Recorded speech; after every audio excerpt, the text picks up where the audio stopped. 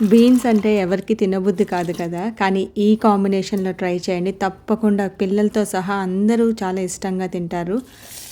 And బీన్స్‌లో అయితే గనక మనకి హెల్తీ ఫ్యాట్స్ ఉన్నాయి అండ్ కార్బోహైడ్రేట్స్, ఫైబర్. సో, ఇది చాలా హెల్తీ అనమాట సోయా బీన్స్ అనేది. సో, చికెన్ కాంబినేషన్‌తో చేయండి. నేను చేసిన విధంగా ట్రై చేయండి. తప్పకుండా బావుంటది అండ్ చాలా ఈజీ ప్రాసెస్. చికెన్ ఇక్కడ మనకి 80% కుక్ అవ్వాలి. సో, అలా కుక్ అయిన తర్వాత మనం బాయిల్ చేసుకున్న సోయా బీన్స్ అనేది ఈ చికెన్‌లో వేయాలి.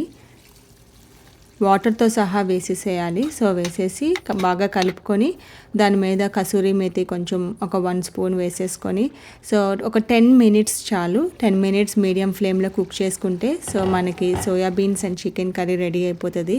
అండ్ చాలా హెల్తీ కూడా. చాలా టేస్టీగా ఉంటది. మీరు ట్రై చేయండి. మీకు ఈ వీడియో నచ్చితే please do share and subscribe.